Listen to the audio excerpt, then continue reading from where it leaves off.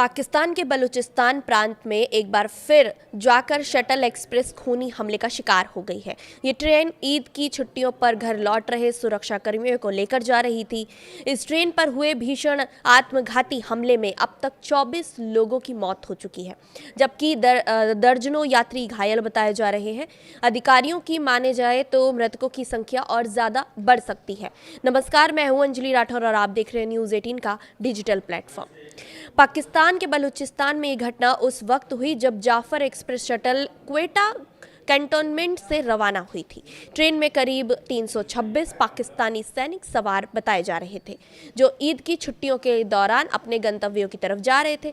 जैसे ही ट्रेन अपने निर्धारित रूट से होकर गुजरती है, सुबह करीब 8:05 पर एक जोरदार धमाका होता है। चश्मदीदों के मुताबिक देखा जाए तो ये विस्फोट इतना भयावह था कि कुछ सेकंड में ही ट्रेन की कई बोगियां पटरी से उतर गई। एक बोगी पूरी तरह पलट गई और 2 डिब्बों में आग लग गई, जिससे स्थिति और ज्यादा भयावह हो गई। देखते ही देखते पूरी ट्रेन आग की लपटों से घिर गई और चारों तरफ चीख पुकार मच गई।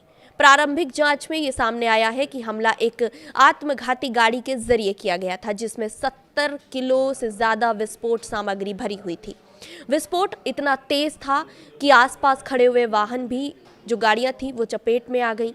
उन्हें भारी नुकसान पहुंचा। हमले में कई महिलाएं और बच्चे भी घायल हुए हैं।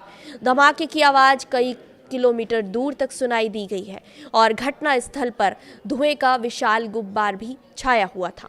स्थानीय लोगों का ये कहना है कि उन्होंने ऐसा विनाशकारी दृश्य पहले कभी नहीं देखा। ट्रेन कुछ मिनटों में जलती हुई बर्निंग ट्रेन में बदल गई, जिससे राहत और बचाव बेहद मुश्किल हो गया। घटना के तुरंत बाद सुरक्षा बलों और राहत टीमों को मौके पर भेजा गया। घायलों को क्वेटा के अलग अलग अस्पतालों में भर्ती कराया गया। अधिकारियों के मुताबिक 57 घायलों को सैन्य अस्पताल में भर्ती किया गया है, जबकि 25 लोगों का इलाज सिविल अस्पताल क्वेटा में चल रहा है।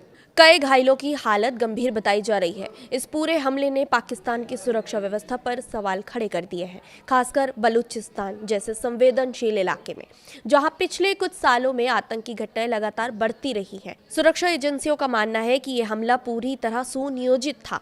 इसके पीछे किसी बड़े आतंकवादी संगठन का हाथ हो सकता है। फिलहाल किसी भी संगठन ने इस हमले की जिम्मेदारी नहीं ली है, लेकिन जांच एजेंसियां कई संदिग्ध समूहों की गतिविधियों पर नजर रख रही है। पूरे क्षेत्र में सर्च ऑपरेशन शुरू कर दिया गया है और अतिरिक्त सुरक्षा बलों की तैनाती भी की गई है। अधिकारियों को एक और हमले की आशंका भी है, जिसके चलते पूरे क्षेत्र में हाई अलर्ट जारी कर दिया गया है। ईद से पहले हुए इस हमले ने पाकिस्तान की सरकार की और सुरक्षा एजेंसियों की चिंता बढ़ा दी है। पाकिस्तान सरकार ने घटना की कड़ी निंदा करते हुए दोषियों को जल्द पकड़ने का दावा किया है। अब सवाल यही है कि आखिर इतने बड़े स्तर पर सुरक्षा चूक कैसे हुई और क्या इस घटना को रोका जा सकता था? क्या बलूचिस्तान में शांति की उम्मीद अभी भी बची है? इन सवालों के जवाब फिलहाल जांच के दायरे में है, लेकिन इतना तय है कि इस हमले ने पूरे क्षेत्र को हिलाकर रख दिया है। फिलहाल इस वीडियो में इतना ही। नमस्कार।